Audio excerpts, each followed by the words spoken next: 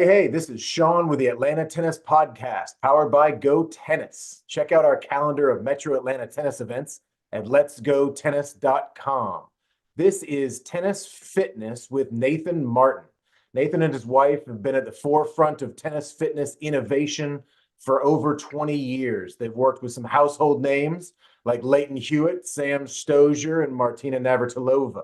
Today, though, we are talking about tennis fitness for junior players. And I got a question for you, Nathan. First of all, Yes. my son is 15 months old. Is he too young? That's No, just too young, right? If no. so, Get him in the when should he gym, start? you know. Good question. Good question. A lot of it, when we talk about training juniors, we really want to consider a few key areas. We want to look at their chronological age. So what's their date of birth? How old are they? Their biological age. So that we relate that to physically how developed they are. So, for example, you could get a child that's 12 that actually looks more like a 10-year-old. And then you can get a 10-year-old that looks like a 14-year-old. That's an extreme case, but a 10-year-old can look like a 12, possibly 13-year-old. So we consider those two areas, and then we look at the aptitude of the player as well, or the athlete. So their ability to be able to absorb instruction, information, and be able to apply it effectively. So, considering those three areas, it's really how we want to try to then say, okay, well, my child is 7 years old, but they're developed, like they look like most 9-year-olds. Okay. Their aptitude's quite good. And generally we can tell in regards to their aptitude if they're ready to start doing some strength training, for example, if they can stay engaged for 30 minutes in a session. So if you're a coach or a parent listening to this, and the player has the ability to be able to stay engaged to some drills or even something at home, if they can occupy themselves for 30 minutes, generally that's a good indication that, if they are developed for a 9-year-old and they can stay engaged and absorb information and apply it, then that's a good sign that they're ready to be able to start doing some kind of structured training. Apart from that, it's, if a player's at the point where, they're quite active. So if they're training and doing something 5 times a week, and it could be multiple sports, it doesn't have to just be tennis.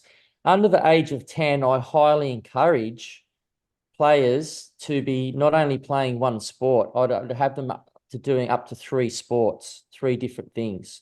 So we'd have typically one that's more high skill that they want to particularly there, what interests them the most.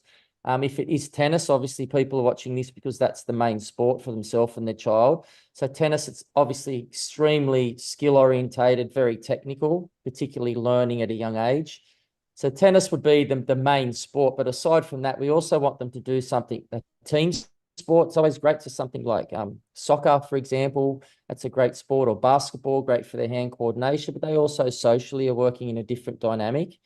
And then the third sport that I would recommend would either be swimming or gymnastics, because they're both great at working both sides of the body.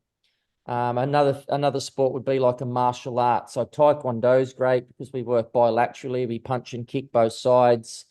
So working in those 3 areas, and I've actually had the privilege of being able to take players through from, say, the age of 6 to now these players are about 16 years of age. And I started them to the age of 10 to doing that, working in those 3 sports and then phasing them into playing more tennis. The other sports then would start to drop off. But they become very good all-rounded athletes. And it just works really well.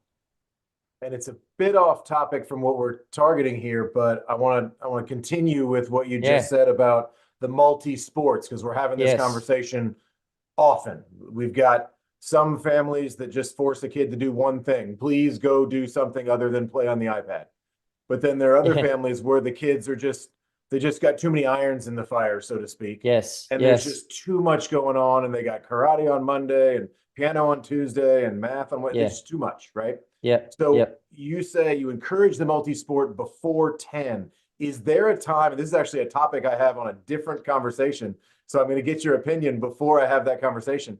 But is there a time that you say, hey, if you want to be an elite level tennis player, you really want to be really good, is there a time you've got to just narrow it down to one sport? Yeah. 12 and above. 12, is it 12 is that encouraged line? I'd say, yeah, 12 above 12. So once the player turns 12, then the main sport would start to become a bit more seriously. And you're going to see if a young athlete's quite talented, they're going to start to get pulled a bit more towards that sport because they're going to be playing more tournaments, being in better squads. Success. Yeah, everyone's going to be wanting to suck a bit more time out of them. And generally that typically aligns with if the passion's there from the player and they're highly motivated for that sport, and they're doing well, then they're going to be, pulled over that way a bit more. One thing, going back to what you said about players just playing tennis at a young age, it's what we call early specialization, and you want to avoid this. You really want to avoid it 100%. A couple of reasons why. It can lead to injuries because, we're just loading the bodies up through the same movement patterns, through the same load forces continually. A player's bodies aren't, by playing other sports, they're allowing their body to still be exercised, but in a different environment, on different surfaces, with different stimulus. So their bodies, they're not just working the same movements all the time. Typically, most people in the US, they're going to be hitting on hard court as well. So a lot of pounding coming through the ankles. Most young players, they spend a lot of time on court at a young age. They start to develop problems through the Achilles and the ankles as their body starts to grow through those growth plates down there. So, and that's then, once that happens, it can start to affect their mechanics, so how they're moving, because if they're in pain, they're going to start to change how they move.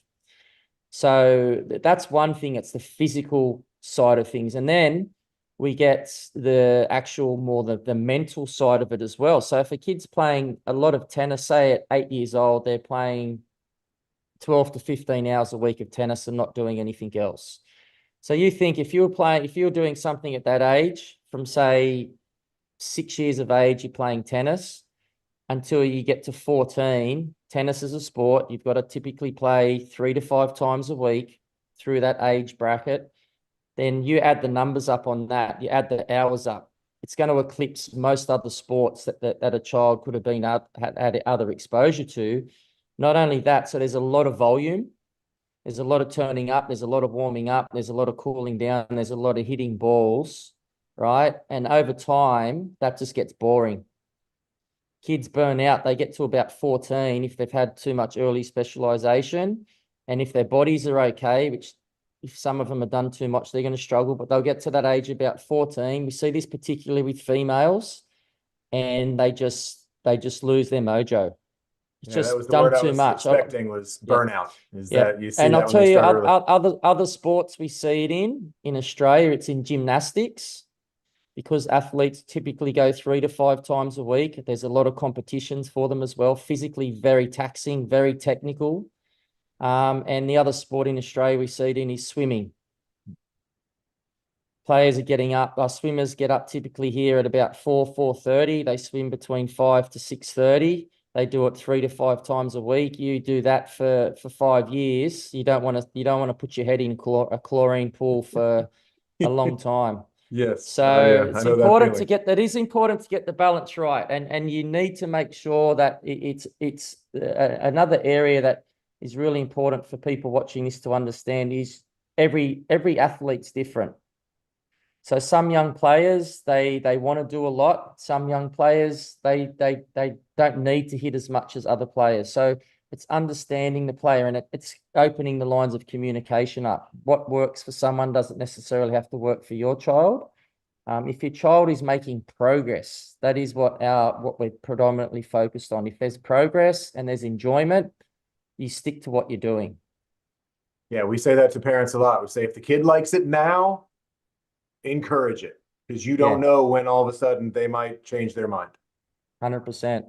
Yeah. So And so now I want to talk about your product specifically, what you suggest, because you've got some online products that you can share We do. with our Yep. audience that can help from a, I don't even want to say like a beginner, intermediate, and advanced Yep. level, but that's kind of how they're broken down a little Yep. bit. Maybe a Yeah. little more Yeah. developing player into the Yep. next one. Can you walk us through the complete development one into the junior Sure. strength and conditioning, and then to the speed and agility and power? Yeah. Great question. So, the junior development program, we really created that with a tennis coach, Sarah Stone. That's predominantly for people who don't have access to coaches or they can't afford to get coaching regularly. So their kids might go to a few squads, but the parents want to learn some things that they can do. They're interested in learning as well. And they want to start to do some drills with the player. They want to understand more about, how things should work. So there's some on-court tennis instruction with that. It's basic because it's just teaching the fundamentals. But there's there's the on-court side of it in that program. And then to sort of match up with that, we've included in there some like injury prevention programs, some basic movement programs, and some strength programs. So, and then we also give in there, which is really important, a bit of structure around, okay, so we typically should look at doing, the on-court sessions 3 times a week. And then this is how you fit the other off-court sessions into that. So giving people some options depending on how, what their time constraints are. So that's more sort of on-court tennis hitting basics, and then off-court, we call it off-court sort of strength and conditioning training as well combined. Okay. We got great feedback from that program, and there's 2 different levels in there as well. So we encourage everyone, you start in level 1, phase into level 2. So then moving away from that, if people contact us and they're sort of purely looking at just getting some junior strength and conditioning programming, in our junior strength and conditioning program, we have 2 different levels. So level 1 is for typically for players under that sort of 14 age bracket, where they're not really lifting any weights. It's more band and resistance based training for their strength. But it's extremely comprehensive program. So within it, we've got different training plans. So for example, I typically would recommend people start off in our beginner to intermediate plan. It runs for 10 weeks. Now, in that plan, we give people options if they've only got time to train 3 times a week. We'll say to you, these are the areas that you should train. If they can train 4 or 5 times a week, it's just giving them options of what sessions they need to complete. By the time someone would go through that process of the 10-week program, they would have trained flexibility, strength, endurance, phasing into speed, agility, and power. So by the time they get to 10 weeks, they go, wow, I feel great. And then at the end of that, they go, okay, now I need to maybe focus on one isolated area, which could be speed and agility. It could be their strength. And then they just follow that plan. There's isolated plans in there as well. So that's a very comprehensive sort of junior program. That's probably one of our most sold and sought after programs that we created. And it's highly effective. So then the speed, agility, and power program, that's juniors can definitely do that. But that's a program that's tailored for pretty much majority of tennis athletes can use that. Players would use that if they just generally want to focus on speed, agility, and power. They would follow that program. It's not as in-depth and as detailed as the junior strength and conditioning program. It runs for 6 weeks. There's 2 levels in it. And basically by the time you come through that 6-week period, you should be feeling a lot more dynamic on court, and feel like a lot more coordinated with your steps as well. Feeling dynamic on the court. It has been a Yeah. while since I felt dynamic on the court. Yeah. That's worth the $60 right there. So Yeah. I look at it and I think, okay, so my teenager and I, if I had a teenager, my mythical teenager, but my teenager and I could do the speed and agility and some of this stuff together. This isn't just for 100%. kids, so 100%. Yep. I can kind of double up too. Yeah. Well, look, even with the junior strength and conditioning program, look, what we see happening is you could almost get like I'd probably say up to a 14-year-old, programming for a 14-year-old, and you could get someone over 40 to do a very similar program to the 14-year-old. Okay. Does that make sense? Yeah. Yeah. So, they're going to be doing some strength work. They're going to be doing some agility work. They're going to be at quite a similar level, if that makes sense. And then the older you get in age, the sort of more you come down with the junior, right? So Are you telling me I'm like a 9-year-old no, now? Is that that's what I you're heard. still young. So if someone's around that 60 age bracket, they could potentially do, some programming of like a 10, 11, or 12-year-old. And that's Okay. I can tell you that from when I do customized programming. So if I customize programming for like a 11 or 12-year-old, I mean, there's going to be differences, but typically like the loads and the volume, etc., would be quite similar because we've got a growing body on one side and we've got an aging body on the other. All right. So yeah. I like that connection. So I hadn't thought about that before, about how those two things might come together. yeah, well, it's probably the same on court, right? If you're coaching a 10-year-old, you're probably going to work with the same amount of ball feeds and breaks and things like that as you would with the 60-year-old. Sure. Depending on the 60-year-old. Like, I mean, you Yeah. get some 60-year-olds that are in fantastic shape. I'm generalizing. Yeah. But yeah, look, the speed, agility, and power program definitely.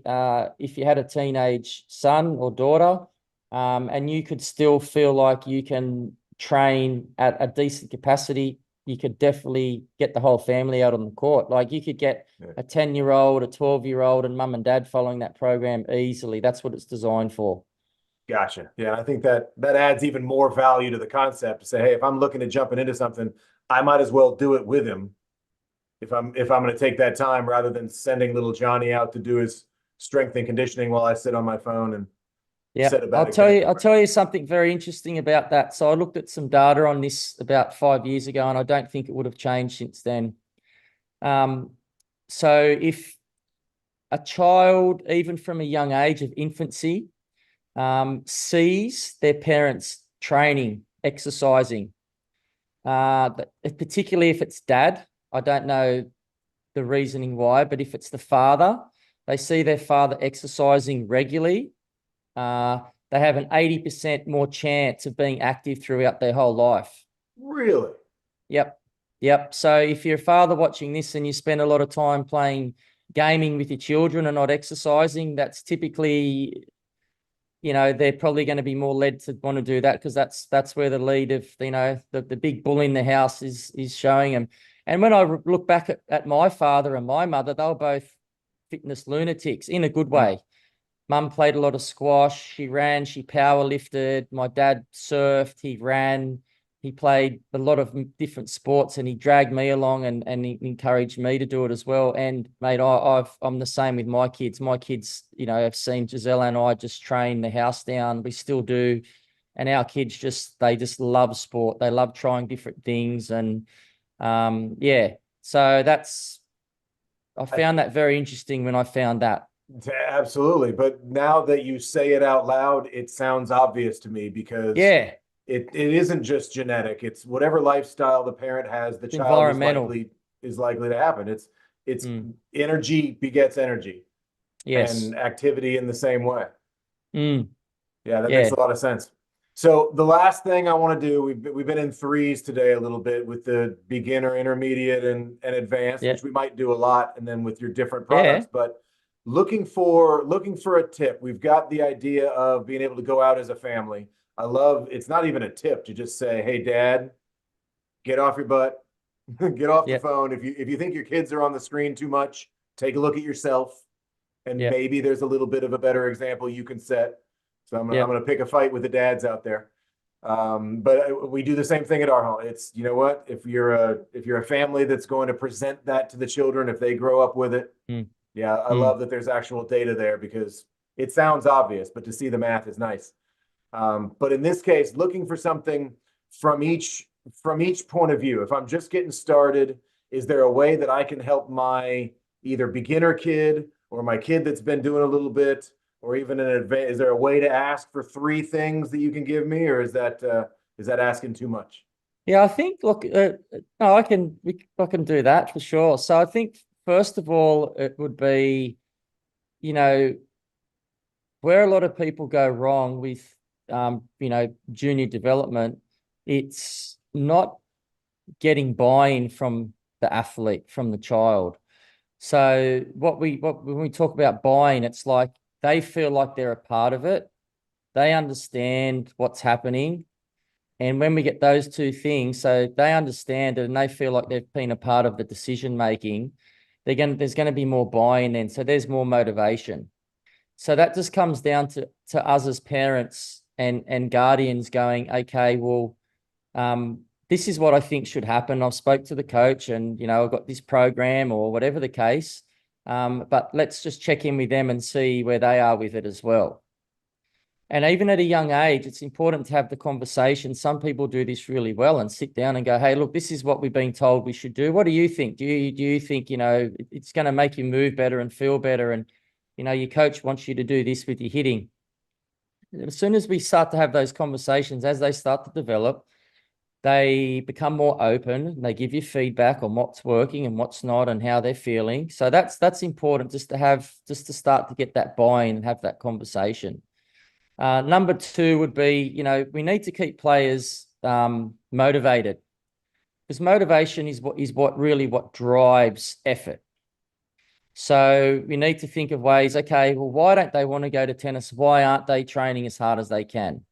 So looking at the big picture, and that involves looking at the scheduling. Okay, so what's the reality of your week for the player? Best way to do that, get a pen and paper, write down Monday through to Sunday, write down everything that they're doing in the week, from sleep to school to extra activity, as detailed as you can, and have a look at it. And a lot of the times people will go, wow, there's a lot going through their body, a lot going through their mind. Can we really expect them to be doing this? Sometimes people need to make some shifts. They need to move. If they're playing violin and they're doing homework and they're doing tennis 5 times a week, and then you're trying to add training in, can we fit it in? And is it going to work? Is it going to be effective? So work out that weekly schedule. And then the third point would be, from a training perspective, if I can give some feedback on what you should prioritize. This will be point 3 to finish up on. For young players, everyone wants their kids to move quicker, and so do I. But that will come if we get them strong and we get them flexible. So if we focus on strength and flexibility as our foundation, everything will improve from there. Even if you do not get your child to run around cones or do anything else, you get them to focus on their strength twice a week, following a good tennis-specific strength program, and stretching 3 to 5 times a week. That's going to have more of an impact than anything else you'll get them doing. So stick to those 2 things as a priority, and most people can manage to fit in 2 strength sessions a week and 3 to 5 stretching sessions for 15 to 20 minutes stretching. That'll make a huge difference to their physical progress. I think the last 3 minutes here, I'm just going to crop that out right there and just send it out to everybody, because I think everybody really needs to hear that. That's fantastic.